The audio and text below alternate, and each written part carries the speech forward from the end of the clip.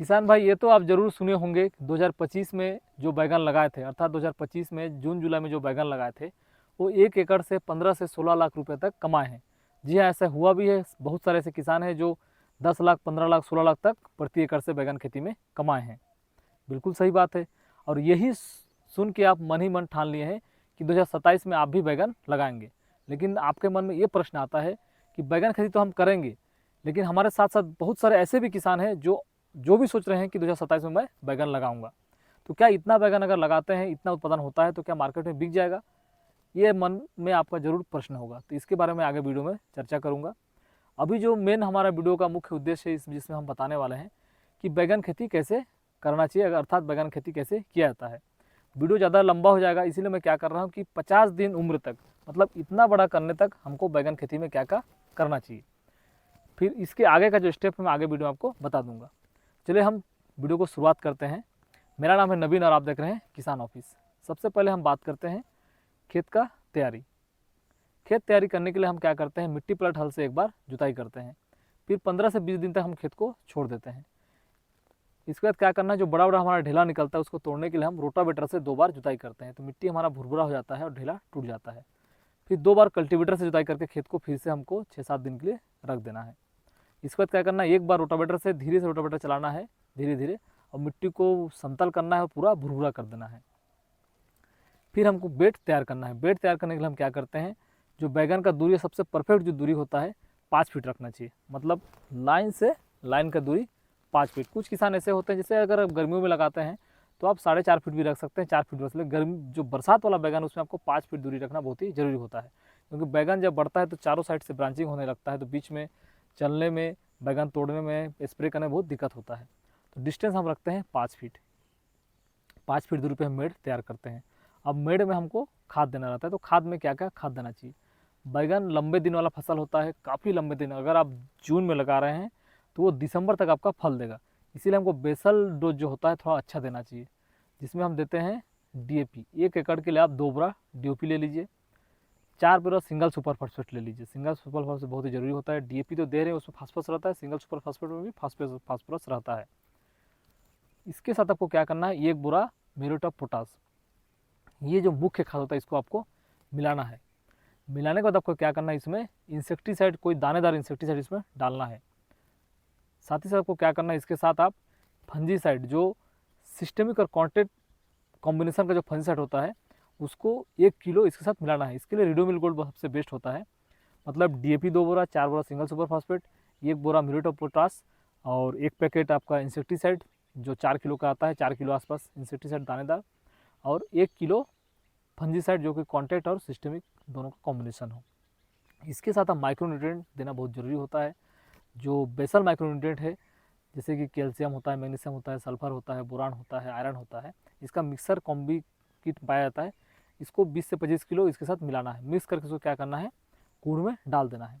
फिर क्या करना है, आपको गोबर खाद डालना है। गोबर खाद डालना, सड़ा हुआ गोबर खाद डालना है, ध्यान दीजिए, कच्चा गोबर बिल्कुल ना रहे, जो डिकम्पोज हो जाए 1 साल 1.5 साल का हो जाए, ऐसे गोबर खाद को डालना है।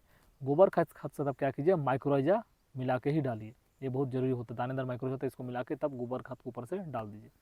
डाल के आप ड्रिप लगा दीजिए लेटरल, और मल्चिंग लगा दीजिए। मल्चिंग लगा के छोड़ दीजिए। फिर क्या करना है, आपको उसके अंदर इरिगेशन करना है, मतलब सिंचाई कर देना है। तो जो हम खाद डाले थे, तो इरिगेशन करने से क्या होता है कि पानी जाएगा नीचे, खाद में पड़ेगा, तो खाद में जो गर्मी होता है, जो वाष्प होता है, वो निकलेगा, तो छेद के द्वारा वाष्प निकल जाएगा। तो हमको खेत को 4-5 दिन तक ऐसे रखना है। जब मिट्टी हमारा ठंडा हो जाए, फिर क्या करना है, पौधा को ट्रांसप्लांटिंग करना है। तो कौन सा वैरायटी लगाना है, वैरायटी सबसे पॉपुलर वैरायटी होता है VNR 212, जो कि हम ग्राफ्टेड पौधा ही लगाएंगे। अगर बिना ग्राफ्टेड पौधा लगाए तो बरसात के दिनों में अक्सर मर ही जाता है, उल्ट लग ही जाता है, क्योंकि वो रेजिस्टेंस नहीं होता है रोग के प्रति।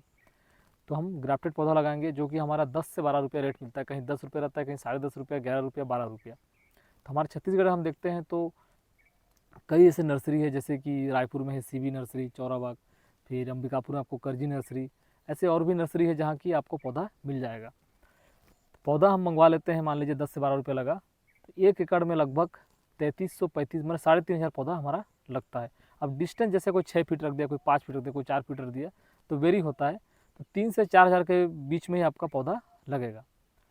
पौधा को हम ट्रांसप्लांटिंग कर दिए, ट्रांसप्लांटिंग करके हम इरिगेशन कर दिए, पानी चला दिए, और अक्सर ध्यान रखिएगा कि अभी के समय टेम्परेचर ज़्यादा रहता है, इसीलिए शाम को ही पौधा को ट्रांसप्लांट कीजिएगा। पौधा लगा दिए, लगाने के बाद हम क्या करते हैं, पानी चला दिए। 1 दिन या 2 दिन क्या होता है, पौधा को जस्ट हम जब ट्रे से निकाल के लगाते हैं तो थोड़ा समय के लिए स्ट्रेस में चल जाता है, क्योंकि हिलता है उसका जड़, तो सर्वाइव नहीं कर पाता है तुरंत। जब वो मिट्टी में चल जाए और सर्वाइव करने लगे, जड़ अपने आप छोड़ने लगे, आपको पता चल जाएगा हाँ पौधा अब जड़ पकड़ ले रहा है। उस समय आपको क्या करना है, सबसे पहले फंजीसाइड चलाना है, एलिएट नाम का, जिसको कि हम टीकाकरण मान लीजिए कि पौधे को रोगों से बचाने के लिए हम एलिएट को चलाते हैं। एलिएट का डोज जो होता है आपको 1 टंकी में 30 ग्राम, मतलब 1.5 ग्राम पर लीटर हिसाब से हम एलिएट को चलाते हैं। एलिएट चलाने का सबसे पहले घोल लेना है, घोलने के बाद टंकी में डालना है, टंकी का स्प्रे का जो नोजल है उसको हटा देना है और 10 ml 12 ml करके प्रति पौधा में ड्रेंचिंग करना है। ड्रेंचिंग कर दिए, फिर हम इसको छोड़ दिए, 1 दिन फिर चलने दिए।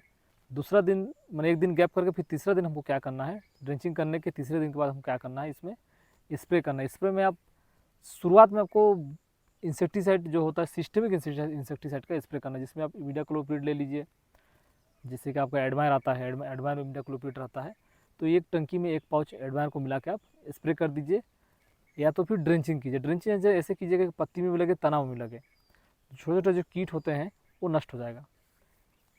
उसके 1 या 2 दिन बाद आप क्या कीजिए, एक्ट्रा आता है, थाइमेथॉक्सन आता है, उसको क्या कीजिए आप स्प्रे कर दीजिए, तो पौधा आपका लगभग 10 से 12 दिन तक सुरक्षित रहेगा। क्योंकि थाइमेथॉक्सन जो होता है उसका काम होता है कि अंडे को हैच भी नहीं होने देता है, कीड़ा को भी मार देगा और अंडा भी जो रहेगा आसपास वो भी नष्ट हो जाएगा। तो ये काम करते हैं सिर्फ पौधे को बचाने के लिए कीड़ा और रोग से, ये काम हो गया। अब क्या करना है, हमको पौधा को ग्रोथ करने के लिए खाद चलाना है।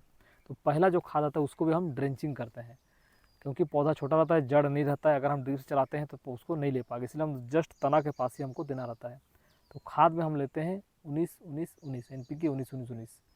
साथ ही में हम क्या करते हैं, 1 टंकी में 80 ग्राम NPK 19-19 लेते हैं और 80 ml और 80 ग्राम ह्यूमिक एसिड। अगर लिक्विड में तो 80 ml लीजिए और दानेदार में है ह्यूमिक एसिड तो 80 ग्राम।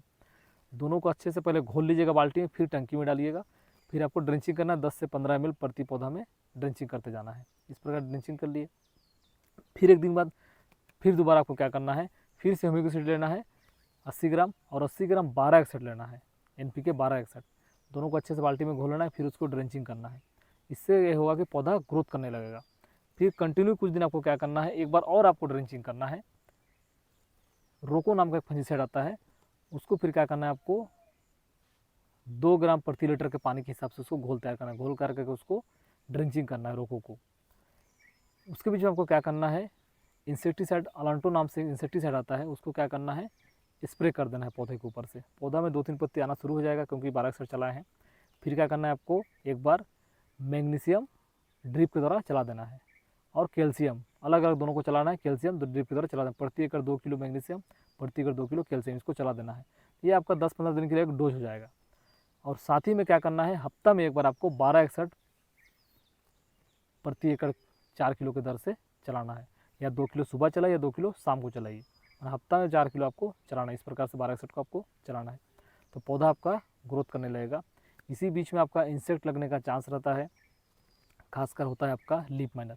अगर लीफ माइनर लगता है तो इसके पहले, आपके लीफ माइनर लगने से पहले आप क्या कीजिए, अगर आपके पास नीम दवा है जो नीम तेल से तैयार होता है या डायरेक्टिन, उसको आप क्या कीजिए, 1 टंकी में आप 1 टंकी में 40 ml दवा को घोल के स्प्रे कर दीजिए। तो पौधा क्या होगा कि आपका पत्ती कड़ा हो जाएगा, मतलब तीता हो जाएगा, तो उसमें छोटे छोटे जो कीट होते हैं वो कीट नहीं लगेगा और लीफ माइनर भी नहीं लगेगा। फिर भी अगर लीफ माइनर आपको दिखाई देता है तो आप शुरुआत में एक बार में क्या कीजिए, आप जो डेलीगेट नाम का इंसेक्टिसाइड आता है, डेलीगेट नाम से थोड़ा महंगा पड़ता है, उसको आप स्प्रे कर दीजिए। अगर स्प्रे करते हैं 10 से 15 दिन के लिए आपका पौधा में किसी प्रकार कोई कीट नहीं लगेगा, पौधा आपका बिल्कुल सुरक्षित रहेगा। तो आप अभी जो वीडियो में बताया हूँ ये सिर्फ और सिर्फ क्या है, 50 दिन तक के लिए ही है, जब फल फुलाना शुरू होता है। इसके बाद का आगे मैं बताऊँगा फिर क्या क्या करना चाहिए। तो अगर आप बैगन खेती करने के लिए सोच रहे हैं तो बिल्कुल सही वीडियो देखे हैं, और आपको जानकारी भी हम जो करते हैं फील्ड में उसी को बताएं। अगर जानकारी अच्छा लगे वीडियो को लाइक जरूर कीजिएगा, अन्य किसानों में इसको शेयर भी कर दीजिएगा। और सबसे महत्वपूर्ण बात है जो आपके मन में था कि इतने सारे किसान अगर लगाएंगे तो बिकेगा कैसे, ये सभी किसान के मन में रहता है। लेकिन आप अगर मान लीजिए यहाँ लगा रहे हैं, जिस जगह पे आप लगा रहे हैं बैगन, तो जरूरी नहीं कि वहीं के लोग खाएंगे, वहाँ बैगन नहीं खाते, बैगन बाहर ही जाता है। अगर 1 एकड़ में बैगन लगाते हैं लगभग 1 पिकअप आपको प्रति हफ्ता में निकलेगा। हर हफ्ते में एक बार 1 पिकअप से ऊपर ही बैगन निकलता है। तो उसको आपको बाहर जाएगा, वो जाएगा उड़ीसा जाएगा, पश्चिम बंगाल जाएगा, बिहार जाएगा, नेपाल जाएगा, ऐसे जगह पे जाता है पिकअप के द्वारा। तो आपको उसके लिए टेंशन नहीं लेना है। माल जितना भी आपका निकले, मतलब जितना भी उत्पादन हो वो बाहर चल जाएगा, सप्लाई हो जाएगा और बिक भी जाएगा। तो चलिए मिलते हैं नेक्स्ट वीडियो में, तब तक के लिए नमस्कार, जय हिंद, जय भारत, जय छत्तीसगढ़।